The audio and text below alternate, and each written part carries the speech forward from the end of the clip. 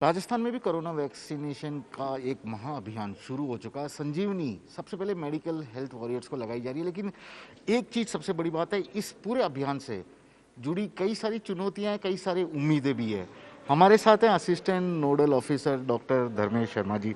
Sir, एक पहला सवाल, जी जब सर। पहले दिन आपने ये शुरू किया था, आपके दिल में दिमाग में क्या चल रहा था? इतना आसान रहेगा क्या? मेडिकल ऑफिसर जो आपके ही लोग थे, उन्हें समझाना इतना आसान रहेगा क्या? बिल्कुल बहुत चुनौती थी और दिमाग में ये था, लोगों से बात करते थे तो बहुत अफरंजन था। और इसीलिए हमारे महाविद्यालय के जो प्रधानाचार्य महोदय हैं, उनके अतिरिक्त अतिरिक्त प्रधानाचार्य महोदय हैं, सबसे पहला टीका जैसे आपने देखा होगा डॉक्टर सुधीर भंडारी सर ने लिया। और उसके बाद में यहाँ के जो अतिरिक्त प्रधानाचार्य हैं, doctor SM Sharma, doctor Ram Babu Sharma, doctor ID Gupta, doctor Amarjeet Mehta, उन लोगों ने टीके लगवाए। इसके अलावा मेडिसिन के जो सीनियर फैकल्टीज़ हैं, उन लोगों ने टीके लगवाए, जिससे लोगों में ये मैसेज जाए कि टीका सुरक्षित है। और उसके बाद में रेस्पॉन्स भी आया और आपने देखा होगा कि फर्स्ट डे हमारे SMS हॉस्पिटल साइट 1 पर 100 लोगों का 100% टीकाकरण हुआ। सेकेंड डे भी ऑफलाइन था, 100% टीकाकरण हुआ। उसके पश्चात कुछ कोविन सॉफ्टवेयर की वजह से थर्ड डे हमारा वो कम रहा, लेकिन अभी भी हम लगातार जो हमारे सीनियर फैकल्टीज़ ने टीकाकरण करवाया है, उसके बाद लगातार लोगों को मैसेज देने की कोशिश कर रहे हैं, बता रहे हैं कि जितने भी फैकल्टी, जितने भी स्टाफ ने टीकाकरण करवाया है, सभी स्वस्थ है, किसी को किसी भी प्रकार की समस्या नहीं आई है, ताकि लोगों के दिमाग में जो ये अफरंजन है, ये ख़त्म किया जा सके। डॉक्टर शर्मा, एक सवाल, सबसे पहले दिन हमने देखा था कि एक 94 साल के इसी मेडिकल कॉलेज से जुड़े हुए जी शख्सियत भी वहाँ आए थे। उन्होंने वैक्सीनेशन अपना टीका लगाया, यह संदेश देने के लिए सुरक्षित है और सबकी जिम्मेदारी भी है। बिल्कुल डॉक्टर डांडिया लेकिन सर। लेकिन डॉक्टर डांडिया साहब ने 94 ईयर्स के होने के बाद भी लगाया, बट अभी जो पिछले 4 दिनों में देखा गया, नंबर ऑफ डॉक्टर्स कम आ रहे हैं। क्या उनमें कुछ अभी डर है? किस तरह से निकालने की कोशिश की जा रही है? क्यों आगे नहीं आ पा रहे हैं वो? नहीं, ऐसा नहीं कह सकते, क्योंकि जैसे आज भी मेरे पास में 4-5 रिटायर्ड डॉक्टर्स का फ़ोन आया, सीनियर फैकल्टीज़ का फ़ोन आया। बेसिकली कल थोड़ा सा सॉफ्टवेयर, कोविन सॉफ्टवेयर में, क्योंकि केवल ऑनलाइन ही करने की परमिशन दी गई थी, और जिन लोगों के पास मैसेज आया, वो लोगों के पास मैसेज थोड़ा सा लेट पहुंचा, वो लोग जयपुर में नहीं थे, अवेलेबल नहीं थे। तो जो सीनियर फैकल्टी जिनके पास मैसेज नहीं आए, रिटायर्ड फैकल्टी जिनके पास मैसेज नहीं आए, they are eager for vaccination.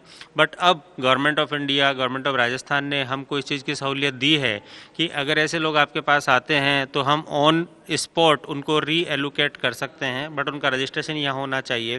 तो उम्मीद करते हैं कि आने वाले दिनों में निश्चित रूप से टीकाकरण बढ़ेगा और ये अफरेंस बहुत ज़्यादा नहीं रहेगा। हर रोज के किसी एक सेंटर में, जैसे राजस्थान में 161 सेंटर बने हुए हैं यस सर। पहले फेज के लिए, हर रोज हर सेंटर में कितने लोगों को 100 लगाने का लोगों है? को। और एक बार अगर वो वैक्सीनेशन की शीशी खुल जाती है, तो वो एक बार वो शीशी से कितने लोगों को लगाया जा सकता है? कितनी देर तक वो सेफ रहती है? काफ़ी अच्छा क्वेश्चन आपने किया कि प्रत्येक सेंटर पर एक दिन में 100 लोगों को वैक्सीनेशन करने की परमिशन गवर्नमेंट ऑफ इंडिया ने दी है। और 10 के राउंड में हमारे पास में 2 तरह के वैक्सीन है, Covishield and Covaxin. Covishield 5 ml का है, जिसके अंदर 10 डोजेज़ हैं, एंड कोवैक्सीन के अंदर एक वायल के अंदर 20 डोजेज़ हैं। अब कई बार क्या होता है कि जैसे आपका 91 बेनिफिशरीज अगर आए, तो 91 बेनिफिशरीज आए, तो वो जो आपका वायल खुल गया, उनके 9 डोजेज़ का क्या करेंगे, कैसे करेंगे?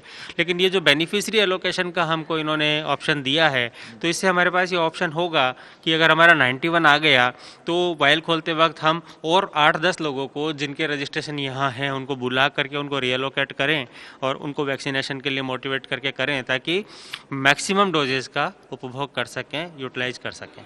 वाइल की जिसकी आप बात कर रहे हैं, एक वाइल खुलने के बाद कितनी देर तक सेफ रहती है? ये सब जानना चाहेंगे आपके मेडिकल स्टाफ को भी, शायद ये हाँ बात हाँ। जो इस काम से जुड़े हैं। वायल के लिए हमने सभी नर्सिंग स्टाफ और वैक्सीनेटर्स को निर्देश दिए हैं कि वायल खोलने के 4 घंटे बाद उस वायल का उपयोग नहीं करना है, विदिन 4 आवर्स ही उसका उपयोग करना है। और उसके लिए हमने ये भी इंस्ट्रक्शन सभी वैक्सीनेटर्स को दे रखे हैं कि वायल जैसे ही खोलते हैं, उस वक्त आप ये देख लीजिए कि कितने बेनिफिशरीज आपके पास में वहाँ उपलब्ध हैं, क्योंकि वायल खोलने के बाद में वैक्सीन लगाने में तो मुश्किल से 1 मिनट लगता है। तो अगर हमारे पास 10 बेनिफिशरीज हैं तो 10 मिनट्स में वायल यूज हो जाएगा। लेकिन अगर 4 घंटे तक बेनिफिशरीज नहीं आ रहे हैं, तो फिर हम उस वायल को यूज़ नहीं कर पाएंगे। तो इसके लिए हमने निर्देश दिए भी हैं और इस चीज़ को लगातार मॉनिटर भी कर रहे हैं, क्योंकि ये जो मंगल टीका है, एक एक बूंद कीमती है, इसका एक भी डोज खराब नहीं जाए, इसका हम पूरा पूरा ध्यान रखने की कोशिश कर रहे हैं। सब आखिरी सवाल, जिसे आप मंगल टीका कह रहे हैं, मैं जिसे संजीवनी के नाम दे रहा हूँ, सबके इसके अलग अलग नाम हो सकते हैं, लेकिन एक सबसे इसका मेन मोटो भी है कि सबको सुरक्षित रखना। फर्स्ट फेज के जो पिछले 4-5 दिन के आपको अनुभव मिले, उसके आधार पर सेकेंड फेज के लिए आप लोग कितनी तैयार हैं उस वक्त, और सबसे बड़ा चैलेंज आपके सामने क्या हुआ? जैसा आपने क्वेश्चन किया कि हेल्थ केयर वर्कर्स को फर्स्ट फेज़ में टीकाकरण किया जा रहा है, सेकंड फेज़ में front line workers and 50 year से ज़्यादा वाले और कॉमॉर्बिड कंडीशन वालों को किया जाएगा। तो चूंकि हम टर्सरी केयर हॉस्पिटल से जुड़े हुए हैं, फर्स्ट केयर में हम हेल्थ केयर वर्कर्स को लगा रहे हैं और इसके लिए हम पूरी तरह तैयार हैं। दूसरा, इम्यूनाइजेशन राजस्थान के लिए या हिंदुस्तान के लिए कोई नई चीज़ नहीं है। हमारे यहाँ SMS में एडल्ट इम्यूनाइजेशन सेंटर काम कर रहा है, JKLN के अंदर पीडियाट्रिक इम्यूनाइजेशन, जो कि प्रतिदिन चलता है और हम प्रतिदिन बच्चों को और बड़ों को टीकाकरण करते हैं रेबीज से और दूसरी बीमारियों से संबंधित। तो कोरोना से संबंधित जो टीकाकरण है उसके लिए भी हमारे पास पूरी तैयारी है, पूरी प्रतिबद्धता है और किसी भी तरह की कोई परेशानी हमें टीकाकरण में नहीं आएगी। नहीं, आप तो ये बोल रहे हैं नहीं आएगी, लेकिन जब डॉक्टर लोग ही आगे नहीं आ रहे, हेल्थ वर्कर, तो आम अब सेकेंड फेज में लोगों को बुलाना। हाँ, ये जैसे मैंने बताया ना कि हमारी तरफ से भाई किसी भी चीज़ को होने के लिए दो चीज़ होती है कि आप लॉजिस्टिकली आप पूरी तरह तैयार हैं, बेनिफिशरीज आपके पास आ रहे हैं कि नहीं आ रहे हैं। तो उसका ये कि जैसे मैंने आपको बताया, हेल्थ केयर वर्कर्स को मोटिवेट करने के लिए सबसे पहले हमारे प्रधानाचार्य ने टीका लगाया, हमारे सीनियर फैकल्टीज़ ने, डिग्निटरीज ने टीका लगाया। इसी तरीके से जैसा कि अभी आपने बताया कि सेकंड फेज़ के लिए डिग्निटरीज हमारे माननीय प्रधानमंत्री जी टीका लगवा रहे हैं, तो यही अपने आप में एक बहुत बड़ा मोटिवेशन होगा लोगों को कि जब प्रधानमंत्री जी 70 साल की उम्र में टीका लगा सकते हैं तो उन्हें क्या दिक्कत है, और इसके बहुत अच्छे परिणाम सामने आएंगे। डॉक्टर धर्मेश शर्मा हैं, असिस्टेंट नोडल ऑफिसर। साफ तौर पे बताया कि पहले दौर की चुनौतियों को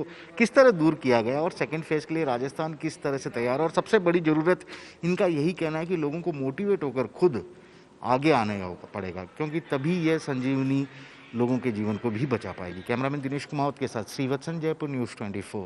नमस्कार, मैं हूं मानक गुप्ता।